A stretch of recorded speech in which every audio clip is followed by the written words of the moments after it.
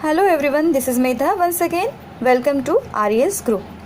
In last lecture we have seen the explanation of the poem Where the Mind is Without Fear. Today we are going to solve the question and answers based on that poem. These are some questions and on the basis of explanation try to solve this. These questions are also in your textbook. If you have any problem, if you have any doubt, you can ask me on the group. Take a glance of all question and answers and then try to solve in your notebook.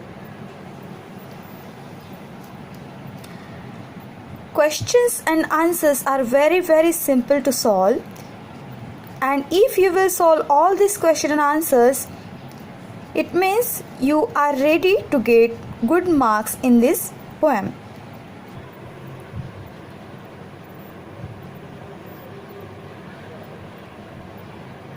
You have to complete that table with the help of explanation, and there are also some questions based on poem.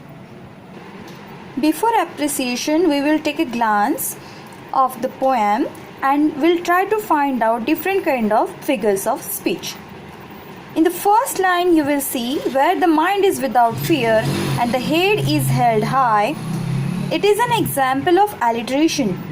You can see the letter W is repeated there, and same in the line the head is held high, H is repeated. In the third line you can see where the world has not been broken up into fragments. In this line also we can see letter W is repeated. That's why these are the example of alliteration. The next line, by narrow domestic wall, it is an example of metaphor. There is a direct comparison, that's why it is called as metaphor. Next line I am reading, where tireless striving stretches its arms towards perfection. It is an example of personification also and alliteration also.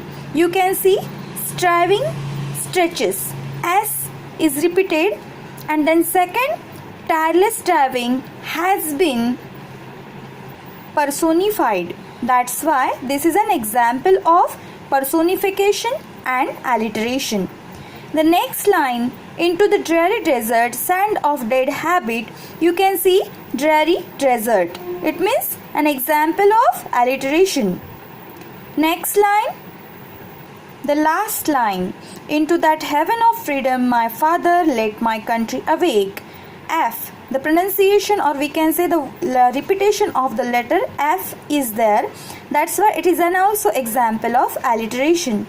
In last lecture I asked you to solve these three questions nearby to that poem. I hope you have solved this. Today we are going to see the appreciation of the poem Where the Mind is Without Fear. First of all, take a glance of these points, because on the basis of this point we will write down appreciation.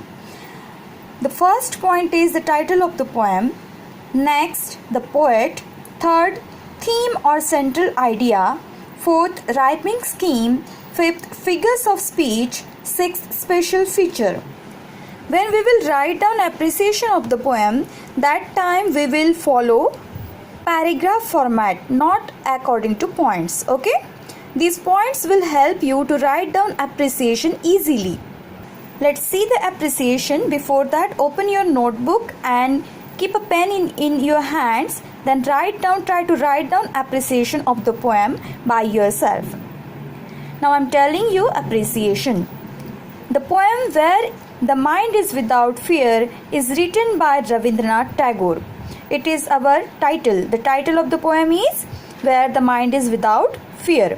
It is written by Rabindranath Tagore. It is a kind of prayer to God. Tagore addresses God as my father and asks him to awaken his country into a heaven of freedom. He wants such a place where there is total freedom of good thoughts, good words, good actions. You have to change para here. This poem is written in free verse. It is, we can say, it is related to rhyming scheme.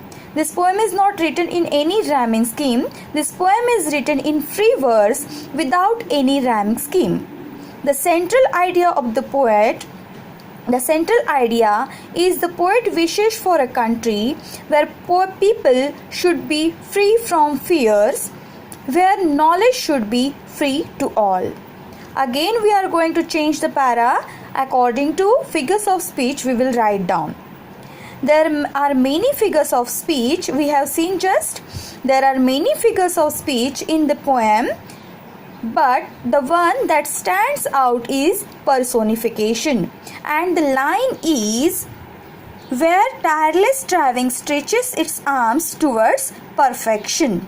This is an example of personification. It is an extremely patriotic poem.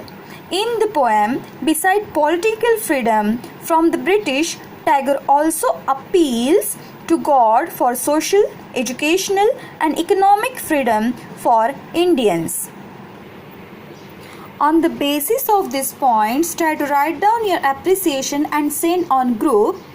When school will be reopened, that time teachers will check it. There are some questions on page number 6. Try to solve this question. Question number 9. Imagine that you have to deliver a speech on the occasion of Independence Day or the Republic Day. In the school assembly, prepare a speech to deliver on India of my dreams. Use the following points. You can use the following points and you have idea that how to write down speech. The first point is greeting and salutation. It is very important. Second point is self-introduction. You have to introduce because you are going to talk there, you are going to speak there. Third point is introduction of the topic. On which topic you are going to tell to others or to listeners. Then elaboration of the topic with examples. Then conclusion and thanking audience. After that, try to write down a story by Rabindranath Tagore. Just like read the short story written by Rabindranath Tagore, The Kabuliwala or The Homecoming. You can visit the website, otherwise you can use your imagination power and try to write down the story. It will be your homework. Stay home, stay safe. We will meet soon in the next lecture.